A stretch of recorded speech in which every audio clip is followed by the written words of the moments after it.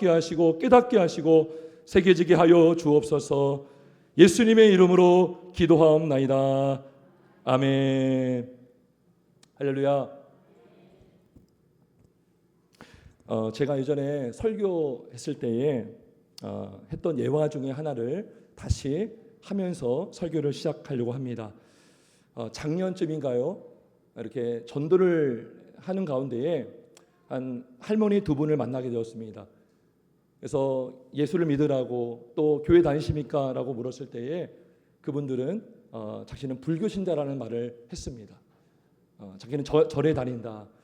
제가 정말 궁금해서 이렇게 물어봤어요. 할머니, 불교에는 뭘 믿어요? 할머니가 무엇을 믿기 때문에 절에 다닙니까? 라고 했더니 자기도 모른다라는 말을 하는 것이었습니다. 그리고 제가 가만히 보니까 주기적으로 절을 다니는 것이 아니라 과거에 몇 번 나갔던 걸 가지고 나는 불교 신자다, 나는 부처를 믿는다라고 말을 하더라는 것입니다. 제가 그러한 경험을 하면서 생각해 보는 것은 뭐냐면 우리가 교회를 다니는 것도 이와 비슷할 수도 있겠다라는 생각을 했습니다. 우리가 교회를 다녔다 해도, 우리가 다니고 있다 할지라도 우리가 정작 믿고 또 알아야 할 하나님을 모르고 우리는 얼마든지 교회를 다닐 수 있겠구나라는 생각을 우리가 할 수 있다는 것입니다. 더 나아가서 우리가 몸담고 있는 우리 교회가 어떤 곳인지 무엇인지 우리가 알지 못하고 얼마든지 우리가 종교 생활을 할 수 있겠구나 라고 우리는 생각할 수가 있는 것입니다. 평소에는 이런 것들이요 별로 중요하게 와닿지 않습니다. 피부로 와닿지 않습니다. 근데 우리가 환난과 위기를 만나면 우리의 신앙이 어떠한 상황인지를 우리는 점검할 수 있게 된다는 것입니다. 내가 고난을 만나면 내가 진짜로 의지했던 것이 무엇이었는지, 내가 그동안 붙잡고 살아왔던 것이 무엇인지가 확연하게 보여질 수 있다는 것이죠. 여러분, 그래서 신자에게 중요한 것이 있습니다. 그건 바로 하나님을 아는 지식을 가져야 되는 것입니다. 더 나아가서 교회를 아는 지식. 여러분, 교회는 하나님의 집입니다. 교회와 하나님, 교회와 예수 그리스도는 분리가 될 수 없어요. 그래서 하나님을 아는 지식, 더 나아가서 교회를 아는 지식이 우리가 살아가면서 때로는 고난을 만나고 어려움을 당할 때에 그 고난을 이기게 하는 힘이 된다는 것이죠. 요즘같이 코로나 시대 때에 기독교가 많은 어려움을 겪는 중에 이유가 무엇입니까? 사람들은 이렇게 말하지 않습니까? 꼭 예배당에만 하나님이 계시느냐? 이웃을 위해서 교회가 문을 좀 닫으면 안 되겠느냐? 직장은 먹고 사는 문제를 어쩔 수 없다 하더라도 종교 활동은 취미가 아니냐? 잠시 멈추면 안 되겠냐라는 말을 하고 있다는 것입니다. 그래서 여러분, 신앙이 마치, 기독교가 마치 공적인 영역이 아니라 사적인 영역으로 우리로 믿게 만들어요. 흔들리게 만든다는 것이죠. 신앙생활은 단순한 취미생활이고 해도 되고 안 해도 된다는 식. 그래서 그 어떤 곳보다도, 세상의 어떤 기관과 단체보다도 교회를 가볍게 여기게 만들고 하찮은 어떤 집단으로 치부하게 만드는 그런 미혹과 유혹을 우리는 끊임없이 받고 있는 시대를 살고 있습니다. 따라서 우리가 하나님을 우리가 제대로 알지 못하고 믿지 않고 우리가 속한 교회가 무엇인지 알지 못한다면 우리는 우리의 신앙은 쉽게 무너질 수가 있고요. 우리의 신앙의 그 패턴이 완전히 바뀔 수 있는 우리는 시대를 살고 있습니다. 여러분, 요즘에 정보 홍수 시대라고 우리는 말하고 있습니다. 우리는 쉽게 많은 정보를 얻을 수 있는 시대를 살고 있습니다. 스마트폰을 통해서, 홈페이지를 통해서, 인터넷을 통해서, 요즘같이 AI의 시대에 우리는 쉽게 원하는 그 주제를 얼마든지 찾아서 우리는 거기에 대한 정보를 얻을 수 있는 시대를 살고 있습니다. 그런데 우리가 경계해야 될 것이 있습니다. 많은 것을 안다고 해서 아는 것이 아닙니다. 그리고 그 정보에는 잘못된 정보도 얼마든지 많이 있다는 것이죠. 우리가 많이 아는 것이 중요한 것이 아니라 하나를 알아도 제대로 아는 것이 더 중요하다는 것입니다. 특별히 신앙의 진리에 있어서 우리가 알아야 될 하나님에 대해서, 우리가 알아야 될 교회에 대해서 우리가 바르게 아는 것이 정말 중요한 줄 믿습니다. 그래서 오늘 에베소 교회를 향해서 사도 바울이 뭐라고 기도합니까? 저들이 하나님 알기를 기도합니다. 저들이 하나님의 어떠하심을 알기를 기도합니다. 오늘 한번 볼까요?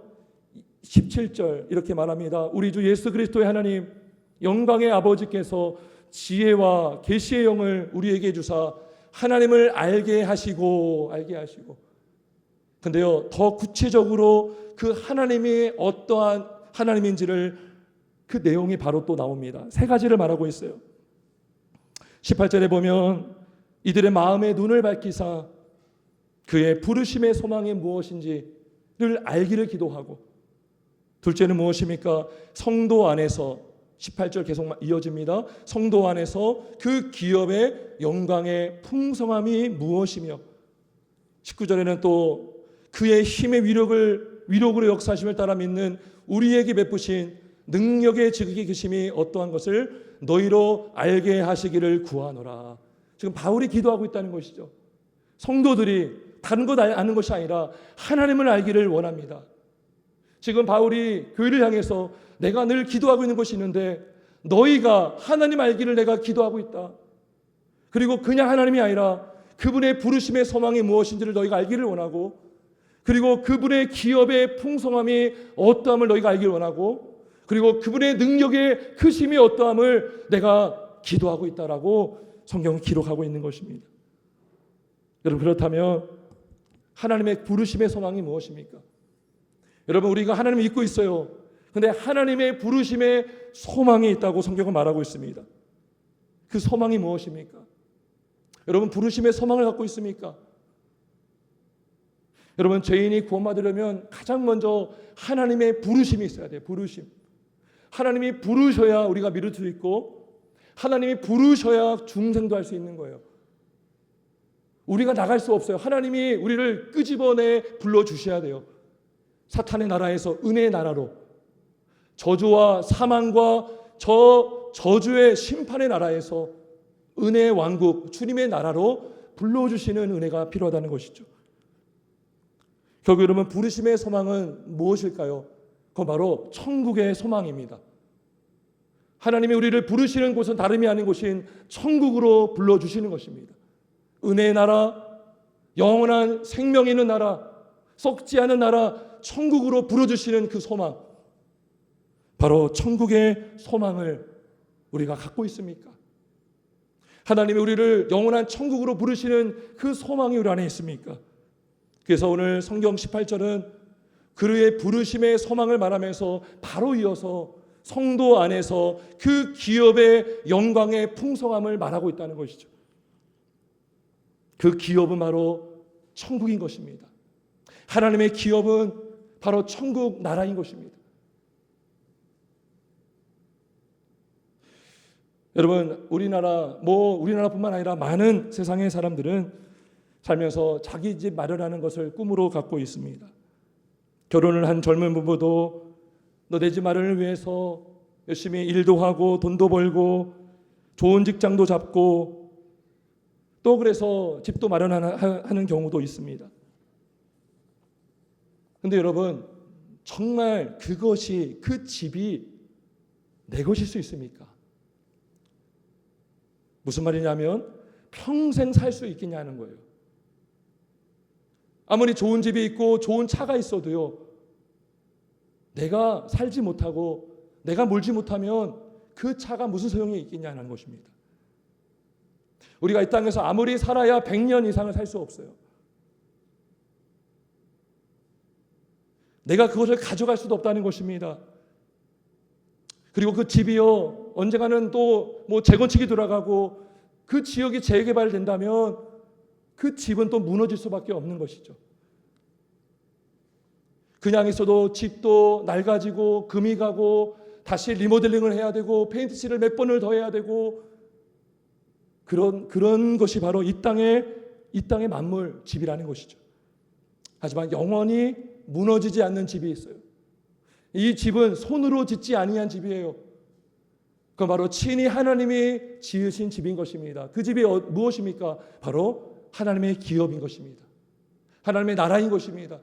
바로 천국은 무너지지 않고 썩지 않고 쇠하지 않는 영원한 천국임을 믿으시길 주의 이름으로 축원합니다. 근데요, 이 천국이 기업이래요. 근데 그 기업을 누가 받을까요? 자녀들이 받는데요. 여러분, 자녀는 후사입니다. 후사. 상속자예요. 이 땅에서도 자녀는 부모의 재산을 상속받죠. 그건 법적으로 보호가 되어 있어요. 근데 여러분, 하나님 아버지의 자녀들도 천국을 기업으로 물려받는다는 것입니다. 그건 영원히 없어지지 않는 기업입니다. 그 기업에서 영원히 살 수 있다는 것이죠. 기업이 영원하다는 것은 나라가 영원하다는 것이고, 나라가 영원하다는 것은 우리가 생명을 영원토록 간직할 수 있다는 것입니다. 여러분, 그래서 우리가 그 부르심의 소망, 더 나아가서 기업의 영광의 풍성함을 믿는다면 우리는 어떤 환경에서도 감사할 수 있고 소망을 잃지 않을 수가 있습니다. 어떠한 상황에서도 용기를 내며 낙심하지 않을 수 있어요. 물론 인간적으로 힘든 일도 있지만 영원히 썩지 않고 영원히 쇠하지 않고 우리가 영원히 거할 그 나라, 이 땅은 우리가 나그네로 살죠. 광야 같은 인생인 것이죠. 우리는 여기서 영원히 살 수 없어요. 이 땅은 거쳐가는 곳이라면 영원히 거치고 영원히 살아야 될 그 나라가 바로 하나님의 나라, 기업이라는 것입니다. 그 기업의 영광의 풍성함을 우리가 안다면 우리는 이 땅에서 하늘을 소망하며 이 땅에서 고난도 이겨내며 이 땅에 썩어질 어떤 것에 마음을 뺏기지 않으며 살아갈 수 있음을 믿습니다. 여러분, 이것이요 하나님을 아는 지식의 힘인 것입니다. 그런데 이뿐만이 아니에요. 오늘 본문을 보면 하나님의 부르심의 소망과 기업의 영광의 풍성함 뿐만 아니라 그 하나님의 능력이 얼마나 큰지를 말씀하고 있어요. 바울은 하나님을 아는 것을 넘어서 그 하나님의 능력이 얼마나 큰지, 얼마나 능력이 대단한지를 너희가 알기를 원한다라고 기도하고 있다는 것입니다. 결론부터 말씀드리면 하나님의 능력은 창조의 능력이요, 구원의 능력이요, 통치하시는 능력인 것입니다. 여러분, 창조의 능력 무엇입니까? 없는 것을 있게 하시는 능력이 바로 창조의 능력이에요. 여러분, 태어나기 전에 여러분 없었어요. 근데 어떻게 여러분들이 태어났습니까? 하나님이 여러분들을 태어나게 하신 거죠. 구원의 능력이 무엇입니까? 죽은 자를 다시 살리시는 능력인 것입니다. 여러분, 근데 죽었다는 것은 존재가 없어졌다는 거거든요. 숨이 멎었다는 것은 이젠 사망자 명단에 들어가잖아요. 그러면 생존자 명단에서 빠지는 거예요. 죽은 자는 존재가 없는 거예요. 그런데 하나님은 죽은 자도 다시 살리시는 하나님이십니다. 믿으십니까? 그 하나님, 그 능력이 바로 구원의 능력, 창조의 능력이 되는 것입니다. 이런 하나님의 창조와 구원의 능력이 예수 그리스도를 무덤에서 다시 빼내주시고 부활하시게 하시고 그리고 그 예수를 믿는 자를 구원하여 주시는 능력인 것입니다. 그래서 오늘 20절 한번 볼까요? 이렇게 말씀합니다. 그의 능력이 그리스도 안에서 역사하사 죽은 자들 가운데서 다시 살리시고. 근데 하나님은요, 이렇게 다시 살리시는 것으로 끝나지 않으시고 우리 예수님을 그 보좌 우편에 앉으시고 모든 이름 위에 뛰어난 이름을 주시고 모든 권세 위에 뛰어난 권세를 주셔서 하늘과 땅의 모든 권세를 주셔서 이 땅을 통치하시고 다스리시는 능력의 주가 되시는 것입니다. 하나님은 이 땅을 통치할 때에 우리 예수님을 통해서 통치하십니다. 왜냐하면 이 땅의 모든 통치권을 예수 그리스도에게 주셨기 때문이에요. 모든 이름 위에 뛰어난 이름을 예수님에게 주셨고 모든 권세 위에 뛰어난 권세를 예수님에게 주셨기 때문에 하나님은 예수님을 다시 살리신 것뿐만 아니라 하늘에 앉히시고 하늘에서 이 땅을 두루 살피사 통치하게 하신다는 것입니다. 그래서 22절은 이렇게 말씀하고 있습니다. 만물을 그의 발 아래 복종하게 하시고, 모든 만물은 예수 그리스도의 통치 아래 있다는 것입니다. 모든 만물은 예수 그리스도께 복종해야 된다는 것입니다. 따라서 하나님은 죄인을 부르시고 그 부르신 자들을 구원할 뿐만 아니라 예수 그리스도를 통해서 모든 만물을 보존하고 다스린다는 것이죠. 우리가 예수를 믿는다면, 구원을 받았다면 우리는 예수님의 통치를 받는다는 것입니다. 왜요? 그 만물 안에 우리가 있잖아요. 인간이 있지 않습니까? 이 세상에 돌아가는 모든 이치와 원리와 모든 세상에 돌아가는 것들은 하나님께서 예수님을 통해서 다스리시고 통치하시는 것입니다. 여러분, 나라의 흥망성쇠, 흥하고 망하는 것도 바로 하나님의 손에 달려 있습니다. 우리 개인의 생사복도 오직 하나님이 주관하고 있다는 것입니다. 여러분, 한 나라의 대통령이 누가 되느냐, 그 뜻도 하나님 손에 달려 있는 것입니다. 여러분, 민주주의 국가는 주권이 국민에게 있다라고 말하죠. 근데요, 그 국민의 마음을 주관하는 분이 누구십니까? 그 국민의 마음을 움직이는 분이 누구십니까? 하나님이신 것이죠. 그래서 진정한 주권은 하나님께 있는 것입니다. 그리스도만이 만물의 머리가 되시고 왕이 되심을 믿으시길 주의 이름으로 축원합니다. 여러분, 이스라엘 역사를 보면요, 성경을 보면요, 이스라엘 백성들이 많은 전쟁을 치렀습니다. 많은 침략을 받았어요. 바벨론의 침략을 받았고 아수르의 침략을 받았어요. 그런데요, 그 전쟁들이요, 우연히 일어난 일이 없어요. 성경을 보면 하나님께서 바벨론 나라를 부추겨요. 충돌해요. 그들의 마음을 충동시켜서 유다를 침략하게 만들고 이스라엘을 침략하게 만들어서 그 나라가 흩어지게 만드신 분이 하나님이셔요. 왜 그들이 흩어지고 망했습니까? 그들이 교만했기 때문이고 그들이 우상을 섬겼기 때문인 것입니다. 그래서 하나님은요, 그 주변의 나라들을요, 때로는 진노의 막대기로 사용할 수 있다는 것입니다. 나라가 흥하고 망하는 것, 그리고 그 백성들이요, 교만했을 때는 악한 왕을 세우셔서 그 나라를 완전히 초토화시킵니다. 그런데 나라가 겸손하게 예배가 회복되고 하나님을 경외하면 선한 왕을 세우셔서 그 나라에 평강을 허락해 준다는 것입니다. 이 나라 모든 만물을 주관하시는 분이 바로 하나님이라는 것입니다. 따라서 우리가 이러한 하나님을 믿는다면, 통치하시고 구원하시고 창조하시는 하나님의 능력을 믿는다면 우리는 하나님을 경외하며 하나님을 의지하며 하나님을 신뢰할 수 있는 것입니다. 왜냐하면 하나님이 만물의 머리가 되기 때문인 것입니다. 하나님을 믿기 때문에 우리는 기도할 수 있어요. 하나님을 믿기 때문에 복음 전할 수 있어요. 왜요? 죽은 자를 살리시는 분이 하나님이잖아요. 우리는 전하기만 하면 되는 것입니다. 실제로 역사하시는 하나님이기 때문에 우리는 기도할 수 있는 것입니다. 우리가 기도할 때 주님이 일하시고 역사하시는 줄 믿습니다.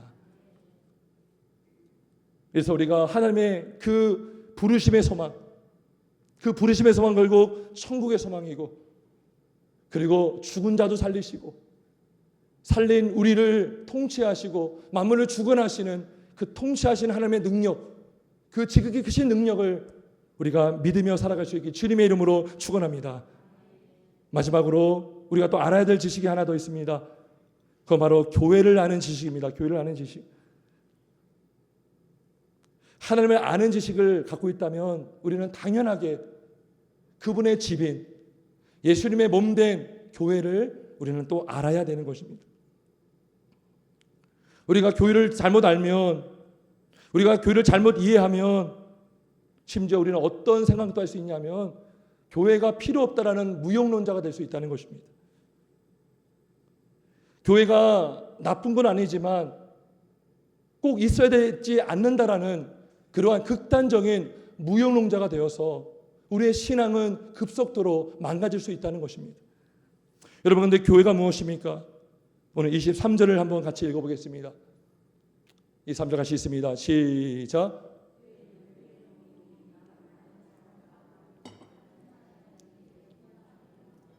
아멘. 여러분 이 말씀의 무게감이 느껴지십니까?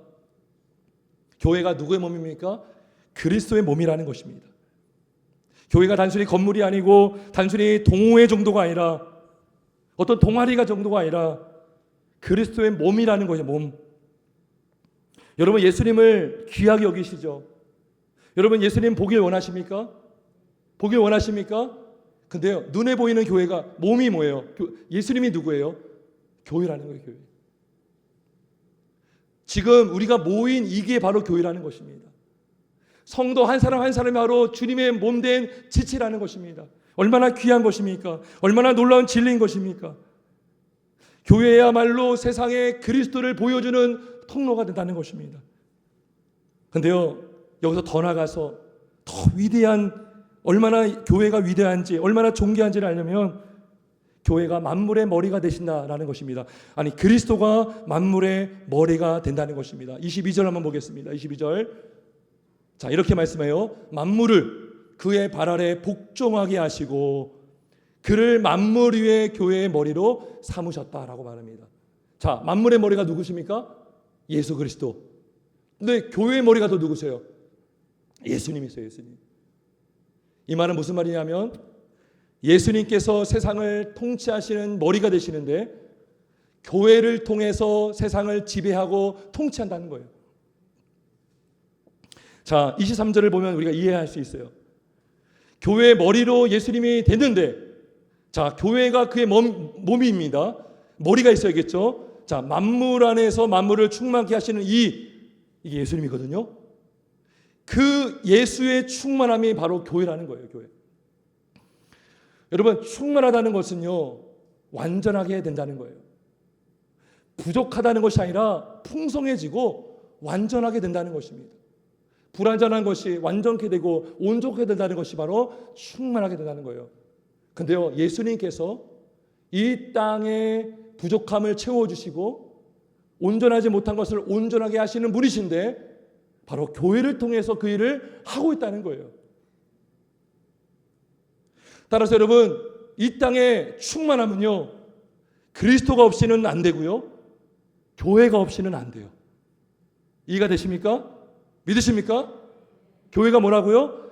만물을 충만케 하시는 이의 충만함. 만물을 충만케 하시는 이가 예수님인데 예수의 충만한 것이 교회고 교회를 통해서 이 땅의 만물이 충만케 된다는 것입니다. 그래서요 예수님의 통치와 교회는 분리가 될 수 없고요 세상의 충만함과 교회는 분리가 될 수 없는 것입니다. 교회가 있어야 예수 그리스도의 충만한 임재가 있는 것입니다. 교회가 있어야 예수 그리스도의 통치가 이루어질 수가 있는 것입니다. 여러분 지금 여기서 모여서 예배하고 있는 것이 얼마나 놀라운 것인지 아십니까? 여기 모인 곳에 예수님이 함께하고 계시거든요. 그러면 예수님은 여기에만 있는 게 아니에요.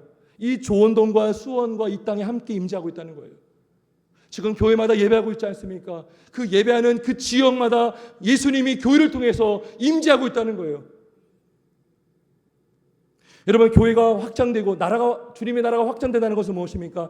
한 영혼 한 영혼이 예수를 믿고 은혜 나라, 주님의 몸된 나라, 교회로 돌아와서 성도가 늘어나는 것이죠. 성도가 늘어나면 그 믿지 않는 가정에 한 사람이 믿게 되었죠. 그 사람 때문에 그 가정에 예수님이 임재하는 거예요. 그리고 그 가정에 예수를 믿잖아요.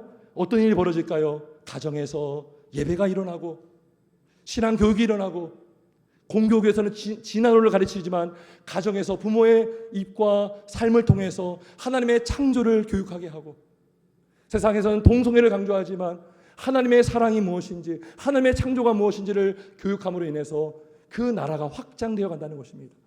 예수 믿는 사람이 가정에 있어서 그 가정은 예수님의 통치를 받는 가정이 되는 것이고 예수 믿는 사람이 어느 직장에 있으므로 그 직장의 사람들이 예수를 믿게 되므로 그 직장이 예수님의 통치를 받는 나라가 된다는 것입니다. 무슨 말입니까? 교회가 없이는 주님의 통치와 임재가 이 땅에 없다는 것이죠. 교회는 무엇입니까? 모이는 곳이 교회입니다. 함께 모여 예배하는 것이 교회입니다.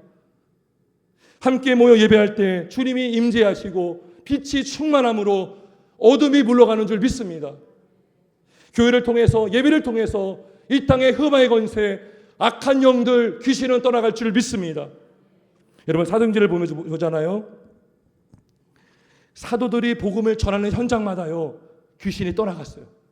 어둠이 물러갔어요. 그리고 교회가 세워졌어요. 여러분 우리나라가 어떤 나라인지 아시죠? 귀신 섬기고 무당들 그렇게 많고 뭐 지금도 있지만 제사 지내고 유교 아주 철저하게 유교를 따랐던 나라. 그런데요 복음이 들어와서 어둠이 떠나간 줄 믿습니다. 여러분 복음이 들어간 나라는요 평강이 있어요. 물론 완전하진 않지만 여러분 복음이 없는 나라, 이슬람이 지배하고 있는 이슬람 국교, 공산국가 보십시오. 전쟁이 끊이지 않고요 인권이 유린이 돼요. 복음이 없기 때문인 것입니다. 여러분 우리나라만 하더라도 복음이 들어오기 전에 어떤 나라였습니까? 여러분 우리 여성분들 배움의 기회가 많이 없었어요. 성사님이 처음 들어와서 여자 대학을 세웠던 것이에요. 여러분 며느리가 아들을 낳지 못하면 멸시를 받는 나라가 우리나라였어요. 근데 언젠가부터가 이런 말이 유행하죠. 아들만 있으면 뭐 목메달이다. 그죠? 이렇게 된 지가 얼마 안 돼요 지금. 딸을 낳으면 뭐 금메달이다. 어떻게 이렇게 문화가 바뀌었습니까? 하나님의 창조와 주권을 믿는 신앙인들이 있음으로 바뀌어진 거예요. 그죠? 아들을 주시건 딸을 주시건 하나님이 주시는 생명은 다 귀하다라는 그 주권신앙, 생명신앙, 하나님이 낫게 하셔야 난다는 신앙, 가릴 게 어디 있어요? 하나님이 주시면 감사함으로 받는 거죠. 그죠? 이게 복음의 능력인 줄 믿습니다. 교회가 세워지고 복음이 들어가는 곳마다 어둠이 물러가는 것입니다. 창조가 회복이 되고 구원의 역사가 일어나고 죽은 자들이 다시 살아나게 되는 줄 믿습니다. 여러분 그래서 교회가 있는 지역은 복된 지역인 것입니다. 예수 믿는 사람이 가정에 있잖아요. 희망이 있는 줄 믿습니다. 교회를 통해서 이 땅을 주님이 다스리시고 교회를 통해서 만물을 충만하게 하시며 교회를 통해서 예수를 모르는 자들이 예수를 보게 되는 거예요. 여러분 교회는 눈에 보이는 예수님이에요. 예수님. 교회가 모이는 곳은요 예수님이 계신 거예요. 그러한 교회가 되길 예수의 이름으로 축원합니다. 한국 교회마다 정말 예수로 충만한 교회가 되길 원합니다. 그러려면 어떻게 됩니까?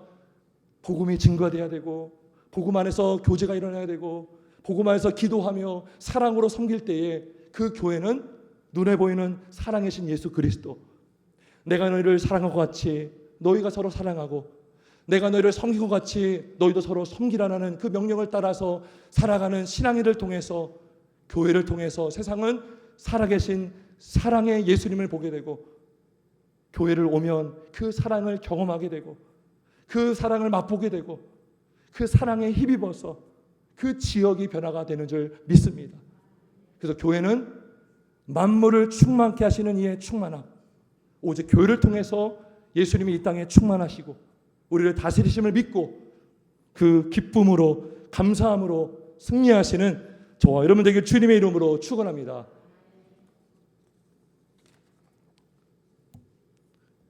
우리 함께 기도하겠습니다.